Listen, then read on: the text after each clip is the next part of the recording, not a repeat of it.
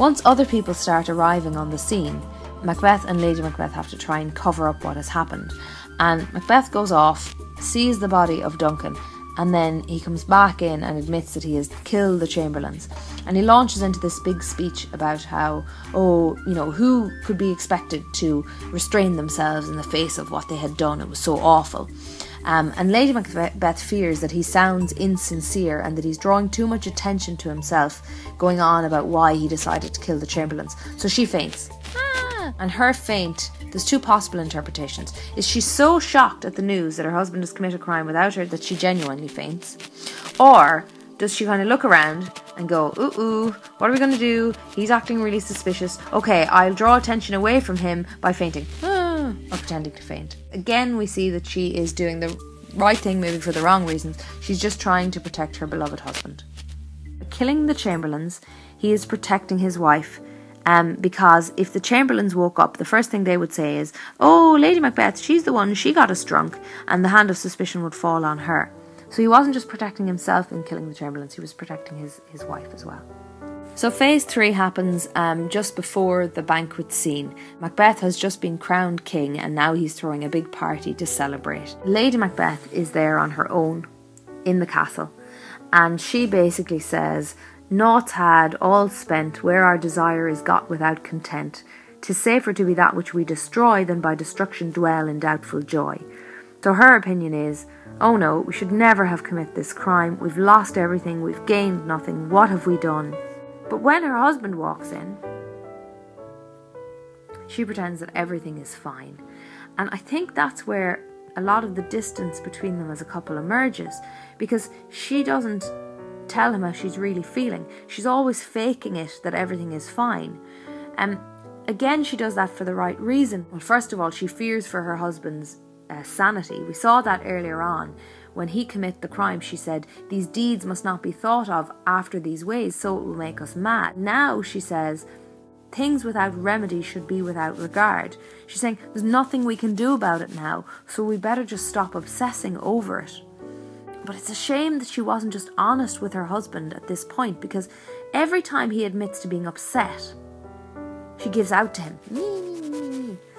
And if only she would confide how she was really feeling in her husband, then maybe he wouldn't feel so alone. When I'm talking to my wife, she makes me feel really small and really inadequate and like a real disappointment. But he still confides in his wife. He says, "Oh, full of scorpions is my mind, dear wife." So he's still using these terms of endearment towards her. It is, however, interesting to note, at the very beginning of this sequence, when Macbeth hadn't arrived yet, and Lady Macbeth was there, organising the banquet, she said to one of the servants, "Say to the king I would attend his leisure for a few words." She has to ask a servant to tell the king that she wants to hang out with him. Since they've become king and queen, it's harder for her to spend time with him. And you'd often hear that argument between couples, where one of them would be like, "I never see you anymore, you're just too busy to spend any time with me." And the other person's like, "Well, I am busy, so you're just going to have to get over it." Another thing that's interesting to notice in this sequence before the banquet is that Macbeth actually lies to his wife. And this is the first time that we know for sure that he lies to his wife. And what does he say? Well, he tells her, "I want you to take extra special care of Banquo tonight at the banquet." And she is like, "Oh, okay." But we know he's lying here and being kind of sneaky because he's already just arranged the murder of Banquo. And when Lady Macbeth asks him, what's going on, what's to be done, he says, "Oh, be innocent of the knowledge, dearest Chuck, till thou applaud the deed." Now, this is a man who had called his wife dearest partner of greatness, so he saw her as an equal and he consulted her on all of his decisions. It's a man who had called his wife my dearest love, and she hadn't said nearly as nice things to him. Like, she had said, "When you durst do it, then you were a man," and she had said, "Oh, my husband," but then she called him infirm of purpose. So she's used quite a lot of insults towards her husband. So he lies to her about what he has planned, and when she asks him what's to be done, he says, "Oh, be innocent of the knowledge, dearest Chuck, till thou applaud the deed."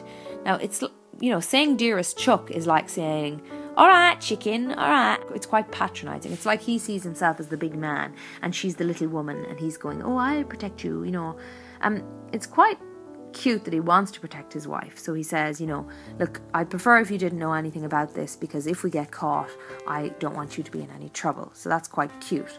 But at the same time, he's kind of like, oh, I don't really need you anymore. I can plan things without you. And she's kind of feeling a little bit small and inadequate, like she's not really needed as much as she was prior to this. Then again, he does still refer to her as my dear wife, and he is trying to protect her.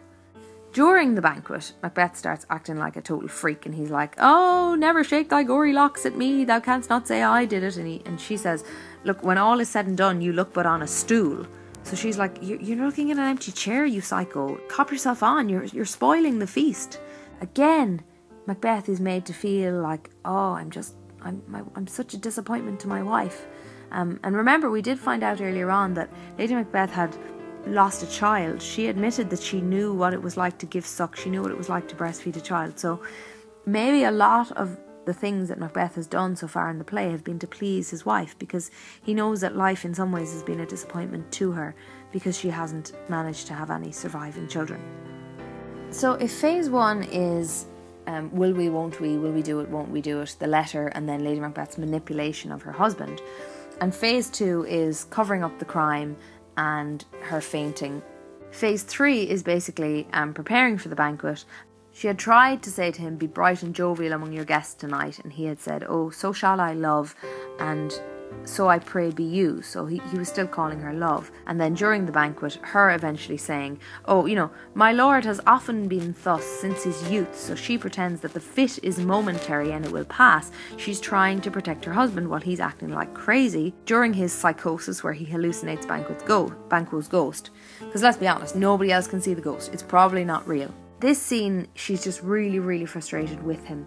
And she eventually dismisses everyone. Stand not upon the order of your going, but go at once. She just asks everybody to leave because she thinks he's going to blow their cover and they're going to get caught. Again, everything she does for her husband. She's trying to protect him, but he just feels disapproved of all the time. Oh, my wife just makes me feel like crap, and she makes me feel like I'm just a constant disappointment. And she really doesn't seem to get me. She doesn't understand me. She doesn't know why I'm so upset. She doesn't accept that it's okay to feel remorse for something you've done. And of course, Lady Macbeth does feel that remorse. She said, north had all spend where our desires got without content, but she's concealing it because, let's face it, the two of them can't fall apart.